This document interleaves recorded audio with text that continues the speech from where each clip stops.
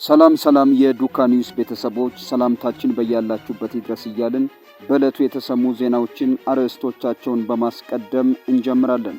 ኤርትራ ለኢትዮጵያ አፋጣኝ ምላሽ ሰጠች። አስገራሚው ምላሽን በቀዳሚነት የምንመለከተው ይሆናል። ትምህርት ሚኒስቴር ያልተጠበቀ ውሳኔ በፈተና አሰጣጥ ላይ አስተላልፏል። ምን ወሰነ? እነግራችኋለን።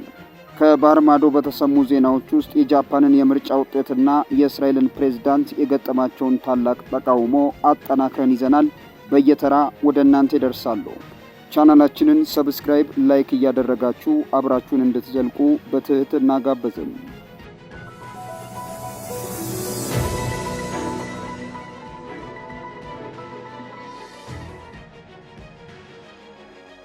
ኤርትራ ለኢትዮጵያ አፋጣኝ ምላሽ ሰጠች። አስገራሚው ምላሽ በቀዳሚነት የምንመለከተው ጉዳይ ነው። ኤርትራ ኢትዮጵያ ያቀረበችባትን ክስ ትርጉም የለሽ በማለት በዚህ ውዝግብ ውስጥ ለመግባት ፍላጎት እንደሌላት በማስታወቂያ ሚኒስትሯ በኩል ባወጣችው አጭር መግለጫ አስታወቀች። የኢትዮጵያ የውጭ ጉዳይ ሚኒስቴር ወደ ኢትዮጵያ ግዛት በመግባት የተወሰኑ አካባቢዎችን ተቆጣጥራለች፣ እንዲሁም ታጣቂዎችን ትደግፋለች ሲል ቅዳሜ ዕለት በጻፈው ደብዳቤ ክስና የድርድር ጥያቄ አቅርቦ ነበር። ኤርትራ ለዚህ ክስ በሰጠችው ምላሽ ትርጉም የለሽ ውዝግብ ውስጥ ነዳጅ ለመጨመርና ሁኔታውን ለማቀጣጠል ተነሳሽነቱም ሆነ ፍላጎቱ እንደሌለው በመግለጽ አጣጥላለች። የወደፊት አጀንዳዎችን ለማስፈጸም የቀረበ የውሸት ውንጀላ በሚል ርዕስ በወጣው በዚህ የኤርትራ መግለጫ የኢትዮጵያን መንግስት ክሶች ሐሰትና የፈጠራ ሲል ውድቅ አድርጓል። የኢትዮጵያ የውጭ ጉዳይ ሚኒስቴር የካቲት 30 2018 ዓ.ም ለኤርትራ ውጭ ጉዳይ ሚኒስቴር በጻፈው ደብዳቤ ላይ የኤርትራ ሰራዊት ተቆጣጥሯቸዋል ካላቸው ሉዓላዊ ግዛቶች እንዲወጣ ለድርድር ዝግጁ እንዲሆን ጠይቋል። ዶክተር ጌዲዮን ጢሞቴዎስ የኤርትራ ወታደሮች በኢትዮጵያ ሰሜን ምስራቅ ድንበር በዚህ ቀደም ከተቆጣጠሩት አካባቢ የበለጠ ዘልቀው እንደገቡ በደብዳቤያቸው ላይ ገልጸዋል። በድንበር አካባቢዎች የነበሩ የባለፉት ጥቂት ቀናት እንቅስቃሴዎች የኤርትራ መንግስት በሁለቱ ሀገራት መካከል የበረታውን ውጥረት የበለጠ የሚያባብስ መንገድ እንደመረጠም እንደሚጠቁሙም ሚኒስቴሩ ገልጿል። የውጭ ጉዳይ ሚኒስቴር በዚሁ ደብዳቤው ላይ ሁለቱ ሀገራት በሚያዋስኗቸው አካባቢዎች የኤርትራ መንግስት በስም ላልተጠቀሱ የተለያዩ ታጣቂ ቡድኖች ቀጥታ የቁሳቁስ ድጋፍና እርዳታ እንደሚያቀርብም በመጥቀስ ከሰዋል። በዚህ ዓመት የሚሰጠው የ12ኛ ክፍል ማጠናቀቂያ ሀገር አቀፍ ፈተና 100% በበይነ መረብ ለመስጠት የሚያስችል ቅድመ ዝግጅት እየተደረገ መሆኑን ሚኒስቴሩ ገልጿል። የትምህርት ሚኒስቴሩ ፕሮፌሰር ብርሃኑ ነጋ በዚህ ዓመት የሚሰጠው የ12ኛ ክፍል ማጠናቀቂያ ፈተና 100% በበይነ መረብ ይሰጣል ሲሉ ተናግረዋል። ይህን ያሉት በአጠቃላይ ትምህርት ልማት ዘርፍ የግማሽ ዓመት አፈጻጸም መድረክ ላይ ተገኝተው ነው። ባለፉት 2 ዓመታት ፈተናው በወረቀትና በበይነ መረብ ሲሰጥ እንደነበር አንስተው በዚህ ዓመት የሚሰጠው ማጠናቀቂያ ፈተና ሙሉ በሙሉ በበይነ መረብ ለመስጠት የሚያስችል ቅድመ ዝግጅት እየተደረገ መሆኑን ጠቁመዋል። ለዚህም የተለያዩ ግብዓቶች ለክልሎች ድጋፍ እየተደረገ መሆኑን ጠቅሰው በፈተናው ጣቢያዎች በቂ የኢንተርኔት አቅርቦት እንዲኖር ከኢትዮ ቴሌኮም ጋር በመነጋገር ይሰራል ብለዋል። ክልሎች በዚህ ሂደት የሚያጋጥሙ ችግሮች እንዳይኖሩ በቂ የኮምፒውተር ኔትወርክና አማራጭ ኃይል አቅርቦት እንዲኖር ልዩ ትኩረት ሰጥተው መዘጋጀት እንዳለባቸው አሳስበዋል።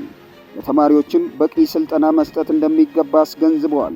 ከዚሁ ጋር በተያያዘ የክልል ከተማ መስተዳደሮች ይህን አውቀው አስፈላጊውን ድጋፍ እንዲያደርጉ ጠይቀዋል። በትምህርት ሚኒስቴር የዲጂታል ትምህርትና አይሲቲ ስራ አስፈጻሚ ዶክተር ዘላለም አሰፋ ተማሪዎች የሚለማመዱባቸው ሞዴል ፈተናዎች በበቂ ሁኔታ የተዘጋጁ መሆኑን ገልጸዋል። ተማሪዎች አስቀድመው እንዲለማመዱና ስልጠና እንዲያገኙ ማድረግ ይገባል ብለዋል። በባህር ማዶ ዜናችን የእስራኤል ፕሬዝዳንት ሄርዞግ ወደ አውስትራሊያ የሚያደርጉትን ጉብኝት በሺዎች የሚቆጠሩ ሰዎች አደባባይ በመውጣት ተቃወሙት። የእስራኤል ፕሬዝዳንት አይዛክ ሄርዞግ በርካታ ከተማዎች ላይ ጉዞ ላይ እንደሚገኙ ይታወቃል። በአውሮፓውያን የዘመን ቀመር መሰረት ባለፈው ዓመት በአውስትራሊያ የአይሁድ ማህበረሰብ ላይ በደረሰው አሰቃቂ ጥቃት ምክንያት አጋርነታቸውን ለመግለጽ ወደ አውስትራሊያ ቢያቀኑም የአውስትራሊያው ጠቅላይ ሚኒስትር አንቶኒ አልባኔዝ በታህሳስ 14 ቀን በሃኑካ ክስተት በሲድኒ ቦንዲ የባህር ዳርቻ 15 ሰዎችን በገደለው ጥቃት ተከትሎ በቀረበላቸው ግብዣ መሰረት ሄርዞግ በዚህ ሳምንት አውስትራሊያን እየጎበኙ ይገኛሉ። ጉብኝቱን የተቃወሙት ፕሬዝዳንት ሄርዞግ በጋዛ በሲቪሎች ሞት ተባባሪ ናቸው በማለት በአውስትራሊያ የሚኖሩ ሰዎች ዘንድ ቁጣን ቀስቅሷል። የፊሊስጤም ደጋፊ ቡድኖች ሰኞ አመሻሹ ላይ በመላ ሀገሪቱ ከተሞች የተቃውሞ ሰልፎችን አዘጋጅተዋል። በሲድኒ በሺዎች የሚቆጠሩ ሰልፈኞች በከተማዋ ማዕከላዊ የንግድ አውራጃ በሚገኝ አደባባይ ላይ ተሰብስበው ፊሊስጤምን የሚደግፉ መፈክሮችን አሰምተዋል። የ30 ዓመቱ የሲድኒ ተቃዋሚ ጃክሰን ኤሊዮት የቦንዲ እልቂት አስከፊ ነበር፣ ነገር ግን ከአውስትራሊያ አመራር ለፊሊስጤም ሕዝብና ለጋዛውያን ዕውቅና አልተሰጠም ብለዋል። ሄሊኮፕተር ላይ ከላይ የተሽከረከረና መኮንኖችን በፈረስ እየዞሩ ከፍተኛ የፖሊስ አባላት ነበሩ። ሄርዞግ ከተማዋን በሚጎበኝበት በዚህ ወቅት ወደ 3000 የሚጠጉ የፖሊስ አባላት በሲድኒ ውስጥ ሰፍረዋል ተብሏል። በሌላ የውጭ ዜና በጃፓን ምርጫ የጠቅላይ ሚኒስትር ሳና ታካይቺ ፓርቲ አሸነፈ። የጃፓኗ ጠቅላይ ሚኒስትር ሳና ታካይቺ ፓርቲ በጃፓን አጠቃላይ ምርጫ አሸንፏል። የታካይቺ ሊበራል ዲሞክራቲክ ፓርቲ በእሁዱ ምርጫ በኃይለኛው የታችኛው ምክር ቤት ካሉት አጠቃላይ 465 ወንበሮች 316 ያህሉን አሸንፏል። ይህም ለአብላጫው ድምፅ ከሚያስፈልገው 233 በላይ ነው ሲል የህዝብ ብሮድካስት የሆነው ኤንኤችኬ ዘግቧል። ኃላፊነት የሚሰማውና ንቁ የፊስካል ፖሊሲ አስፈላጊነትን በተከታታይ አበክረን ቆይተናል ስትል ታካይቺ ለጋዜጠኞች ፓርቲዋ በምርጫው አሸናፊ መሆኑ ከታወቀ በኋላ መግለጫ ሰጥታለች። የፊስካል ፖሊሲን ዘላቂነት ቅድሚያ እንሰጣለን፣ አስፈላጊ ኢንቨስትመንቶችን እናረጋግጣለን ስትል አክላለች። ታካይቺ በጣም ተወዳጅ ብትሆንም ላለፉት 7 አስርት ዓመታት ጃፓንን ያስተዳደረው ገዢው ፓርቲ ግን በገንዘብና በሃይማኖታዊ ቅሌቶች ምክንያት ተቀባይነቱ ቀንሷል። ጠቅላይ ሚኒስትሯ የፓርቲውን የፖለቲካ ዕድል ለመቀየር በማሰብ የእሁዱን ፈጣን ምርጫ የጠሩ ሲሆን ስልጣን ከያዘች ከ3 ወራት በኋላ መሆኑ ነው።